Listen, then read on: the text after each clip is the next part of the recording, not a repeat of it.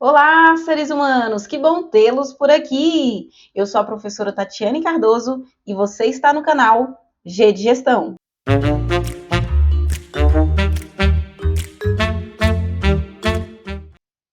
É isso mesmo que você acabou de ver. Nós estamos no quarto capítulo da série Jargões da Gestão. E hoje nós vamos falar dos jargões do mundo do RH. O primeiro jargão é o absenteísmo. Nossa, Tati, que palavrão é esse? Absenteísmo. O absenteísmo significa faltas ou atrasos do colaborador. Na verdade, para traduzir muito mais facilmente, significa ausência. A ausência desse colaborador dentro da empresa. Ou ele sempre chega atrasado, ou ele sempre sai mais cedo, ou ele falta muito, dá muito atestado, não vai, não justifica. Isso é o absenteísmo. O absenteísmo, existe métricas, formas de medir, de você acompanhar se está alto, se está baixo o absenteísmo na sua empresa e de entender o que está causando absenteísmo na sua empresa. Absenteísmo é a ausência do colaborador no ambiente do trabalho. E o próximo item nós vamos falar do endomarketing. Aí você está vendo endomarketing aí na sua tela, você está falando, Tati, mas endomarketing não tem a ver com marketing? Também. Hoje o RH estratégico ele está fazendo essas parcerias, se unindo às outras áreas aí da gestão para fazer com que os colaboradores se tornem mais motivados, mais engajados. Então, o endomarketing, traduzindo, é o marketing interno realizado por meio de um conjunto de ações desenvolvidas para conscientizar, informar e motivar o indivíduo. Ou seja, é uma ação que a empresa faz para manter os funcionários ali engajados, motivados, para manter os funcionários gostando do ambiente de trabalho, gostando da empresa a qual eles trabalham. Realizar o endomarketing na sua empresa, ou do que é o endomarketing, são treinamentos e capacitações, incentivos ao diálogo e à troca, né? Valorização ao desempenho daqueles funcionários. Isso tudo é você estar fazendo o endomarketing, né? Quando você paga um curso para aquele funcionário ir fazer alguma coisa em outro lugar, quando você realiza eventos ali para provocar maior interação entre a equipe, entre o grupo. Bem simples, bem tranquilo a questão do endomarketing. O próximo item a ser abordado, ele é um pouquinho mais complexo de se falar, porque quando nós falamos de cultura, e hoje nós estamos abordando a cultura organizacional, a cultura ela é complexa, ela se define em termos simples, tradições, crenças e costumes, de um modo geral, mas quando nós estamos falando da cultura organizacional, ela é uma cultura antemmente pensada, pré-determinada. Então, quando os sócios, os proprietários da empresa abrem a empresa, eles já abrem, quando você faz isso corretamente, já abrem com os valores, com a missão, com a visão, pronto, definido. Então, quais são os valores que essa empresa preza? O proprietário vai olhar para ele mesmo e depois vai disseminar isso. Então, a cultura organizacional, ela é algo já definido. Então, toda a contratação dos funcionários já são feitas, o ideal, né? Pensando nesses valores, que as pessoas tenham esses valores, e mais à frente a gente vai falar qual o nome que se dá a isso, quando nós já entrevistamos um colaborador, pensando e refletindo e vendo e percebendo se ele possui os mesmos valores que aquela empresa. A cultura, ela pode ter sido criada anteriormente, ou foi sendo, né, moldada ao longo ali dos anos, tá? Então, cultura organizacional é o resultado de como as pessoas interagem entre si em um ambiente organizacional e como esse ambiente e as interações evoluem e se consolidam através de ritos, sentimentos, percepções, comportamentos e outras questões compartilhadas. Ou seja, pode ser uma cultura que é favorável, é do interesse ali do proprietário que seja daquela forma. Então, antes ele determinou que seria aqueles valores e eles estão sendo consolidados na prática. Ou pode ser que ele tenha alguns valores, mas a cultura dele não diz isso. Podemos falar que a cultura é como as pessoas se manifestam no ambiente de trabalho. Não necessariamente pode estar ligado àquilo que foi anteriormente predeterminado, mas é como elas se manifestam, como elas se comportam, como elas reagem. Então, existem várias formas de cultura, cultura da inovação, cultura da tecnologia, são várias culturas. Por exemplo, o Google, novamente, né? O Google tem uma cultura da inovação, onde as pessoas são, até mesmo a forma de vestir é diferente, de se comportar, de lidar com o erro. Então, você vai aprendendo com o erro. E você tem também uma cultura ali, por exemplo, do exército, uma cultura mais mais tradicional, mais hierárquica, né, hierarquizada, onde as pessoas respondem sim, senhor, não, senhor, onde não é autorizado que você dê opiniões, né? Então você tem que seguir ordens e regras, onde a disciplina é um dos principais valores. Então, cada ambiente corporativo, cada ambiente em si, no geral, vai ter uma cultura. E ali, aos poucos, você vai percebendo quais são os valores daquela cultura. Então, cultura organizacional, quando o RH falar para vocês, para esse jargão, ela é bem complexa, ela está falando basicamente disso. Nós não poderíamos falar de cultura organizacional sem trazer o clima organizacional. Eu defini muito simplificadamente que clima organizacional é a qualidade das relações no ambiente do trabalho, onde existe um trabalho que existe confiança, respeito, empatia, possui um clima organizacional. Esse clima organizacional está sempre sendo regulado ali pelo RH, tentando melhorar o clima organizacional, tentando unir mais as pessoas, fazer com que elas trabalhem mais em equipe. Hoje, com esse RH mais estratégico, mais ativo, o que eles mais buscam é esse clima, porque isso vai definir se as pessoas vão permanecer ou não na empresa. E aí estar muito ligado à cultura organizacional. Então, se a cultura, os valores da empresa, elas não estão de acordo com os valores daquelas pessoas que estão ali trabalhando, muito provavelmente o clima não vai ser legal, porque as pessoas pensam de formas muito diferentes, então o conflito ali é constante. Então, assim, é bom conflito, sim, mas que não seja constante. O ideal é viver num clima harmônico. Então, a primeira coisa para você entender se está tendo um clima organizacional bom é a confiança. As pessoas confiam uma nas outras, ou é um clima de competição onde um quer passar por cima do outro. As pessoas se respeitam, respeitam a opinião do outro, as pessoas têm empatia, isso é muito importante. A pessoa está doente, está com dificuldade de fazer alguma coisa, como que os outros colaboradores reagem? Ah, tá fazendo corpo mole? Ou, nossa, será que teve um dia difícil? Será que teve uma noite difícil? Será que eu posso ajudar? Então, isso está ligado com a cultura, e aí isso vai cair lá para o clima organizacional. Então, o clima organizacional bem tranquilo, né, de entendimento. E aqui, nesse vídeo, nós estamos buscando fazer com que vocês saibam o que é e não como fazer, tá? Então, é mais para que vocês interajam entre as áreas ali e saibam o que, que o RH está querendo dizer quando ele fala sobre clima organizacional. Os assuntos estão muito interligados, né, pessoal? Agora nós estamos indo aqui para o fit cultural. Então, eu falei sobre cultura, eu falei sobre clima, e um dos primeiros itens que você precisa fazer, eu deixei para o final, para você saber como que você chega nos outros, num bom clima e uma boa cultura. Uma boa cultura, um bom clima, antes começa com o fit cultural, começa com a entrevista. Então, para você trazer os seus colaboradores para dentro da empresa, é importante estar definido quais são os seus valores e tentar ali, por meio da entrevista, entender se aqueles valores estão de acordo, são coerentes com os seus, se está alinhado. Então, fit significa em que nível uma pessoa se encaixa com os valores da sua empresa, em que nível é ajustar e estar alinhado aos seus valores, até onde ele não está ajustado, que você vai buscar ajustar, e que nível que ele está ali, se está mais alinhado, se está muito fora do contexto. Isso também você vai perceber ao decorrer ali do tempo que ele tem. Aqueles 3 meses é ideal para você perceber se você se enganou no fit cultural, se não se enganou. E se a equipe estiver alinhada, ela mesma vai chegar para você para dizer que, olha, esse colaborador aqui não está alinhado com nos nossos valores, ela é muito diferente, ou não, essa pessoa é bem alinhada, bem bacana.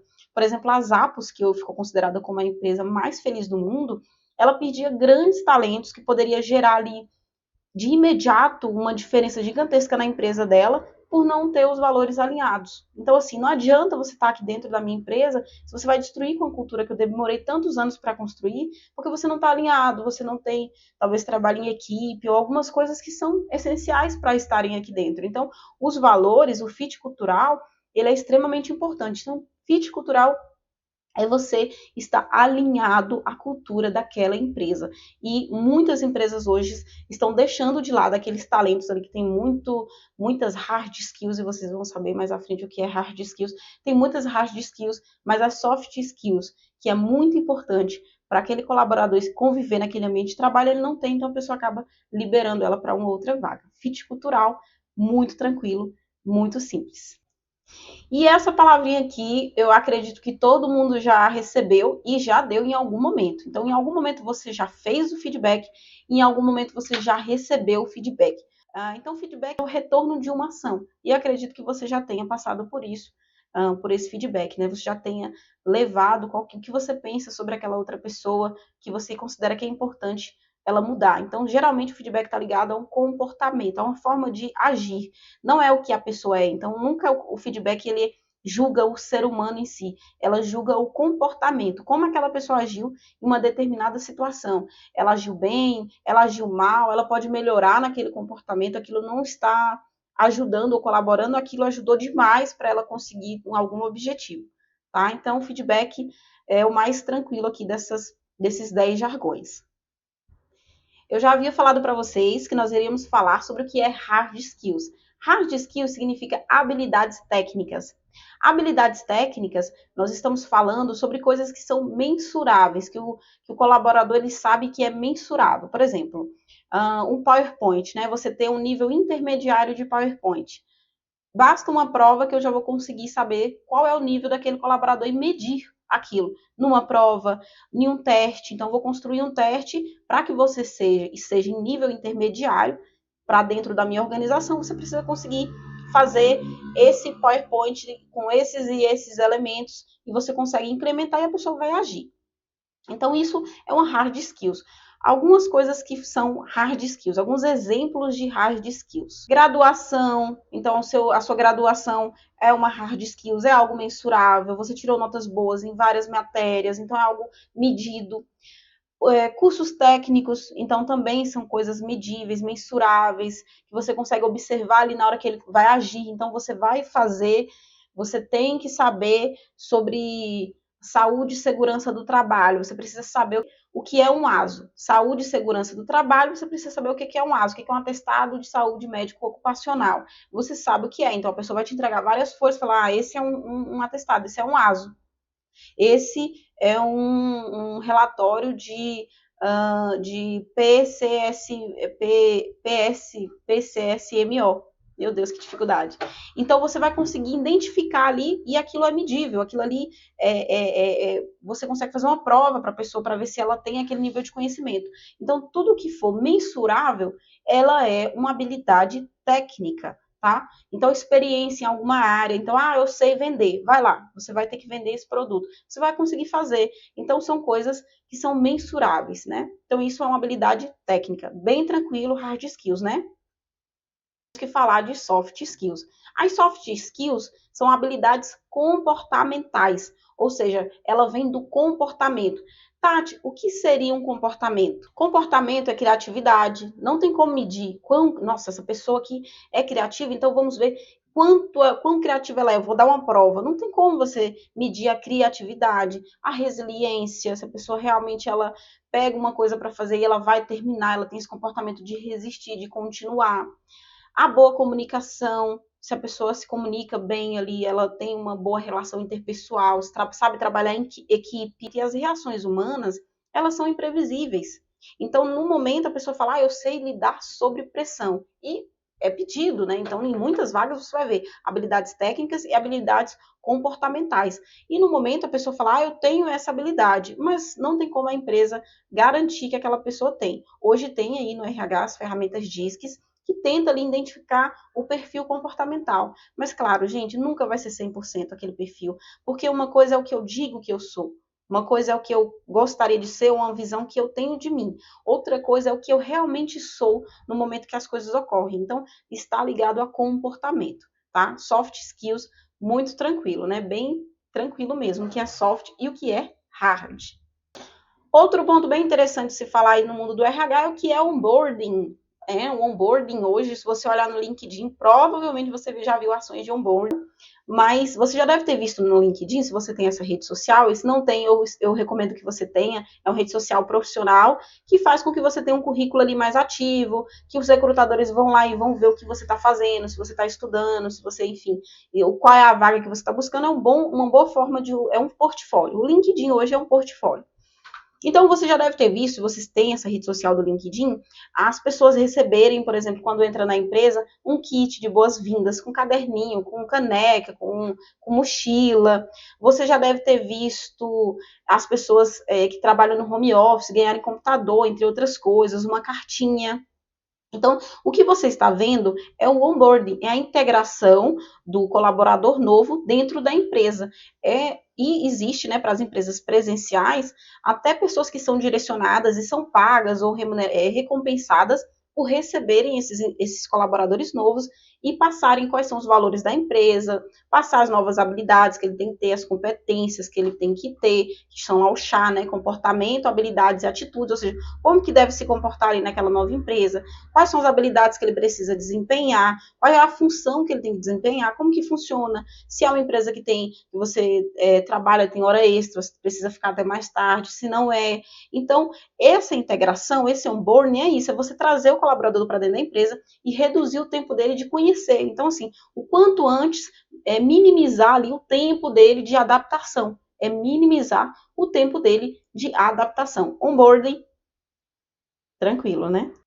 Chegamos à última palavra, ao último jargão dos nossos 10 jargões do RH. Eu tenho certeza que você quase nem sentiu, porque são muitos jargões que estão muito interligados e que são muito úteis para você que está em todas as áreas, você não vai mais se sentir perdido. O turnover, ele significa rotatividade, né? Ou seja, rotatividade de funcionários. É o nível ali que as pessoas entram na sua empresa e saem. Qual que é o nível? Esse turnover, ele pode ser medido ali anualmente um contexto global da empresa, ou seja, quantos colaboradores entraram na minha empresa e quantos saíram ao longo de um ano, no contexto geral. Você pode fazer essa medição, você pode medir por cargo, ou seja, o cargo de vendedor tem um turnover de X% ao ano, X% no trimestre, você também pode estar já avaliando, sem esperar chegar um contexto de um ano, para depois você ver que está um turnover altíssimo. Você pode fazer por departamento, então tem o departamento do marketing, do RH, do financeiro, do comercial. Qual que é o meu turnover nessas áreas, né? Qual que não está normal? E você vai considerar o que é normal para sua empresa, para o cargo, para a função, porque a gente sabe que tem funções que são muito exaustivas e desgastantes e que realmente vai ter um turnover maior, porque o estresse, o desgaste é muito grande. Então as pessoas vão passar um período na sua empresa, mas não vão continuar. E tem outras que já são muito tranquilas, são muito calmas, então não faz muito sentido aquele turnover estar ocorrendo. Então, o turnover é a rotatividade das pessoas na sua empresa. E chegamos ao fim de mais uma aula. Que maravilha, que bom tê-los por aqui. Isso significa que o conteúdo foi importante para você. E se foi importante, se foi relevante, se inscreve no canal para você receber os outros capítulos que está por vir aí, cheio de jargões bem importantes de você saber. Curte, compartilha, clica no sininho para você não perder nada. Eu fico por aqui. Muito obrigada.